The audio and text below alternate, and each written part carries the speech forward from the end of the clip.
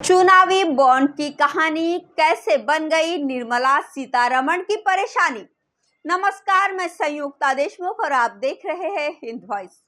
आज के इस खास एपिसोड में हम बात करेंगे एक महत्वपूर्ण राजनीतिक मुद्दे की, जिसने एक बार फिर से सत्ताधारी पार्टी भाजपा को और केंद्रीय वित्त मंत्री निर्मला सीतारमण को कटघरे में खड़ा कर दिया है। बात हो रही है चुनावी बॉन्ड और इससे जुड़े भ्रष्टाचार के आरोपों की। तो आइए जानते हैं विस्तार से इस पूरे मामले को। पहले समझते हैं कि ये चुनावी बॉन्ड आखिर क्या है।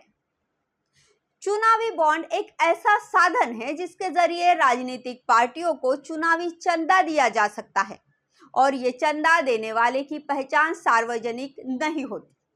इसे मोदी सरकार ने पारदर्शिता के नाम पर 2018 में लागू किया था, लेकिन धीरे धीरे ये एक बड़े भ्रष्टाचार के रूप में उभर कर सामने आया है। स्टेट बैंक के जरिए इन बॉन्ड्स की खरीद फरोख्त होती है, पर यहाँ सबसे बड़ा सवाल है, क्या इसका गलत इस्तेमाल हुआ है? अब निर्मला सीतारमण और भाजपा पर आरोप लगे हैं।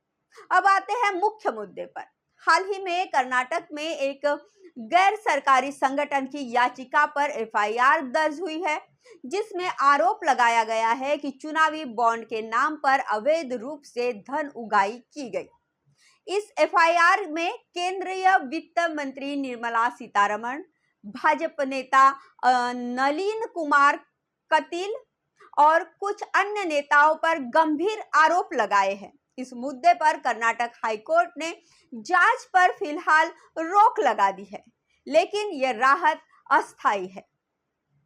जानकारों का कहना है कि चुनावी बॉन्ड के माध्यम से बड़े पैमाने पर भ्रष्टाचार हो रहा है। कई कंपनियों ने अपने मुनाफे से कई गुना ज्यादा चंदा दिया है और इसमें मनी लॉन्ड्रिंग के भी गंभीर आरोप सामने आए हैं।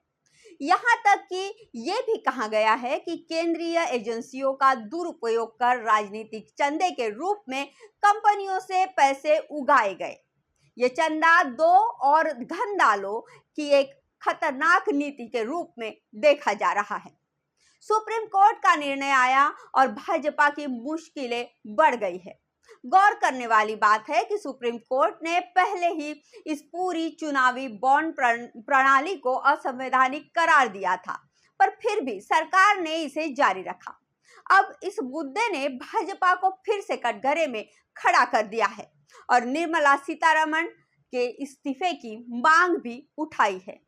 क्या यह मुद्दा सत्ताधारी पार्टी के लिए चुनावी मुश्किलें खड़ी करेगा? तो ये थी चुनावी बॉन्ड की कहानी और इससे जुड़े भ्रष्टाचार के गंभीर आरोप। सवाल उठता है कि क्या इस मुद्दे को लेकर भाजपा को राजनीतिक नुकसान होगा और क्या निर्मला सीतारमण अपने पद पर बनी रहेगी? ये देखना बहुत दिलचस्प होगा। आने वाले समय में क्या इस घोटाले से पर्दा उठेगा या फिर से एक बार फिर दबा दिया जाएगा? आप क्या सोचते हैं? हमें जरूर बताइए। तब तक के लिए दीजिए इजाजत। नमस्कार।